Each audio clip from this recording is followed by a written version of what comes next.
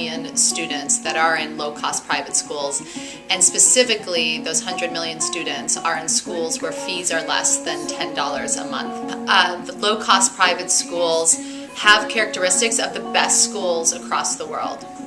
Parents who are paying customers are voting with their feet and demanding a better quality of education through their pocketbooks. So if you were to look at social justice issues, affordable private schools are really breaking monopolies.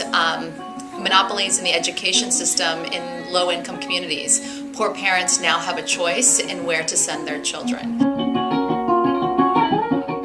There are amazing people doing amazing things in all corners of the world. It's incredible how similar this looks in Kenya, in Ghana, in India, in Dominican Republic. The problems and successes that are experienced in Kenya are the same that are experienced in Ghana. When you go to Nigeria, it's the same. When you go to Uganda, it's the same thing. When you come to Hyderabad in India, it's just almost the same thing. There are problems that will affect all of us. This realization will make us go forward together towards solutions. So, for example, in West Bengal, there's very little private school as such. Okay, the percentage of children in that elementary school age group going to private school is hardly 10%. But the percentage of children attending a paid tuition class was almost 60 to 80%, even as young as class 3 and class 4.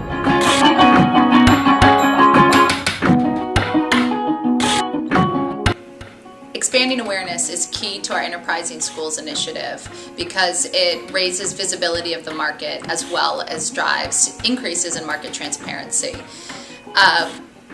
Both of those lead to a flow of more ideas, innovation, as well as human and financial capital towards this market. I think it's very, very important to be partners.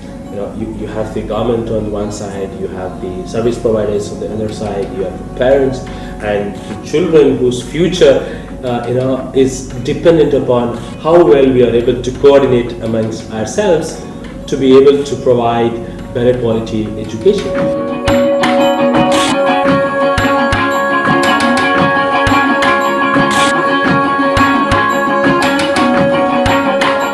And one important thing I think that has come out of this seminar is that you can grow without looking for money. You can grow from ideas. You go back home, you share what you learn from others, and then your position of level will be taken from point A to point B. I think it's very, very important to be partners. I think it's a great beginning that we're putting our heads together. From here, we'll find a solution. To come together like this at an early time in the sector's development and be able to talk about potentially agreeing on a common language or taxonomy, some common goals, ways that we agree that we should measure what success looks like. Fostering this kind of dialogue early on is really beneficial, hopefully in the long term, to the sector. Now everybody in this room, though, they have to go back and they have to be able to marshal their resources and try to expand the work that they do.